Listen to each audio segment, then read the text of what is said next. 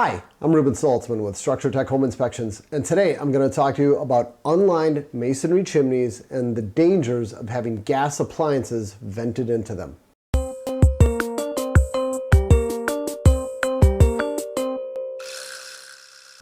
So this one has been a long time coming. I've been meaning to blog and make a video on this topic for many years, but there's so many moving parts to this. It's so complicated. I just have not taken the time to do it. But I've got one of the inspectors on my team, Scott, who also works for a chimney contractor during the slow season. And he said, Ruben, you've got to do something about this. You got to let people know what's going on because the issues are just so rampant.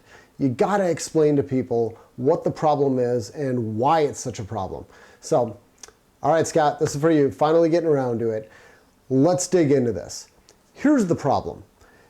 Back in the day, we used to have gas appliances vented into masonry chimneys. They would just vent into this big space, and you'd have a chimney made out of bricks, and you might have some type of clay liner, which would make it a little bit smaller, but still you had this huge space for these exhaust gases to vent into. Now, it had to get really hot to push the relatively cold air out of the flue, but we had inefficient appliances. You might have, say, a furnace that was 60% efficient. What does that mean? It means that 60% of the available heat would go to heat the house. The other 40% would go up the chimney. It would make for a very warm chimney, and a warm chimney is a happy chimney. It's a chimney that's going to function properly. It means that the exhaust gases fill up that space, it gets super warm, and they push all of that heavy cold air up and out, and it warms the interior surfaces very well, which means you don't get a lot of condensation either. You may get some condensation right when the appliance fires up, but it doesn't last that long. So warm chimneys are happy chimneys. Inefficient appliances didn't have a ton of problems venting into these masonry chimneys. But now fast forward a little bit and we get more efficient appliances. Let's take a 100,000 BTU furnace. We said it was 60% efficient. It means that we've got 40,000 BTUs heating up that chimney. But now let's replace that furnace with an 80% efficient furnace. And now that it's getting more efficient, we don't need as large of a furnace. If you have an 80% efficient furnace and you install a, let's say, an 80,000 BTU furnace, do a little math, 80% of 80,000 would be 64,000. We've actually now increased the heating capacity for the home, but now what happens to our wasted heat? Instead of wasting 40,000 BTUs to heat up that chimney, we're only wasting 16,000 BTUs. That means a much colder chimney. So what happens when we vent this small amount of exhaust gas into this big space? Well, it might not actually be buoyant enough to push the cold, heavy air up and out of the chimney. We might end up with backdrafting. Maybe not, maybe it'll draft properly, but even if it does draft properly, you're probably going to get a ton of condensation happening inside that chimney. And when you get condensation, it means that you've got this corrosive byproduct of combustion gas. It runs down the sides, it hits that mortar, and it eats away at it. And eventually, it leaks out of that liner and it reaches the chimney walls itself, and then it starts to just destroy them. And we've seen chimneys destroyed from the inside out when this happens. It can cause all kinds of issues. So this is why it's a problem. Now, let's make it even worse. Now, I'm talking about a traditional heating appliance like a furnace or a boiler, but what about the water heater? Back in the day, we used to have water heaters sharing the same vent as the furnace. Well, we still have it today, but it would always be done that way.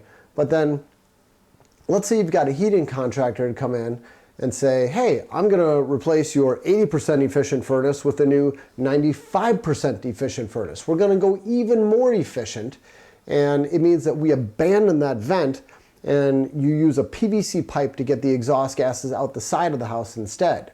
When that happens, what ends up going on with the water heater vent? That's where we say the vent has been orphaned. It's been left all alone, it's got to fend for itself, And this is where we really have problems. Water heaters, they've got these tiny little burners, and they don't generate nearly as much heat as a furnace. When you had a furnace and water heater venting into the same chimney, the water heater would just kind of jump on all the heat created by the furnace and everything would be happy. But now with that water heater, there's a really good chance you do that with a water heater and it's going to backdraft. The exhaust gases just aren't light enough, they're not sufficient enough to push all that cold air up and out, so they just spill into the room. Even if it does draft properly, even if it does somehow manage to find its way up the chimney, you're going to have tons and tons of condensation. And that brings us to different chimney designs too. Where a chimney is located is going to have an effect on how warm it ends up being. When you've got a chimney right in the middle of the house, that's going to be the warmest chimney. But then when you've got a chimney that's on an outside wall and one of those three walls of the chimney is exposed to the outdoors, that's a much colder chimney. And then to get even colder than that, you've got a chimney on the outside of the house where it actually has three walls of the chimney exposed to the outdoors. That's the coldest chimney yet. So those are the most problematic ones. The ones in the middle of the house are the least problematic ones. So chimney location also makes a difference. What is the fix for all of this? How do you prevent all of this damage to the chimney? You install a metal liner. That's what a good, diligent contractor is going to do. And it could be a rigid metal liner that's put together with 4-foot sections and they run it down and then they connect the appliances into that metal liner. Or it could be a flexible metal liner. I'd say those aren't nearly as common, but we do see them and there's nothing wrong with them. However, I gotta say, just because you see a liner sticking up out of the top of the chimney, it doesn't mean that all of your gas appliances are properly connected to that liner.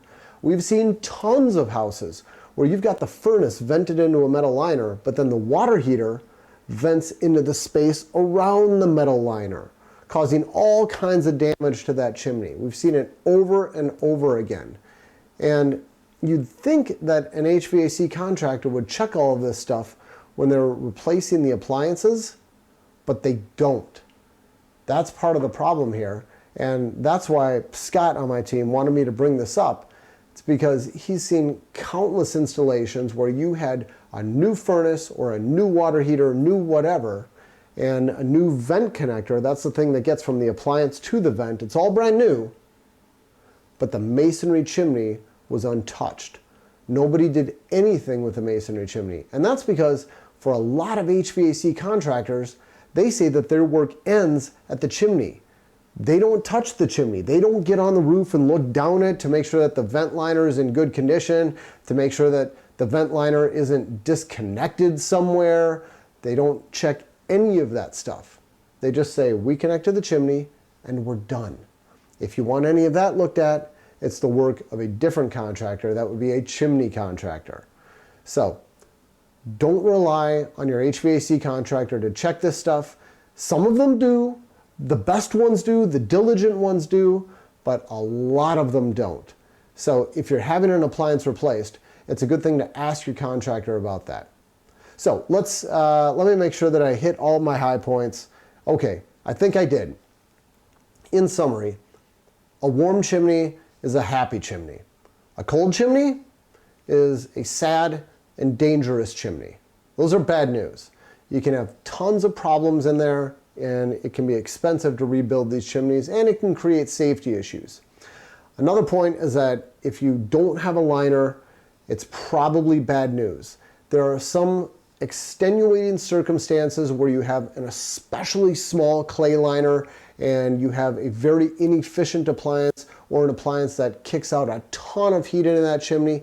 In some cases they can perform properly, but in most cases they don't. It's almost always a problem when you don't have a metal liner. And if you do have a metal liner, you should see it sticking up out of the top of the chimney. If the metal liner ends short of the top of the chimney, it means that all those exhaust gases are going to find their way back into the chimney and they're going to cause all kinds of damage. You never want to see that. And then finally, if you're having an appliance replaced, it's not a guarantee that your HVAC contractor is going to check all this stuff. It's stuff you need to ask about. And then, okay, one final point is that if you're hiring a diligent home inspector, They will understand all of this stuff, and they're going to inspect the heck out of all of it and let you know what the condition is. Okay, it wasn't as tough as I thought it was going to be. I'm Ruben Saltzman for Structure Tech Home Inspections. Thanks for watching. Take care.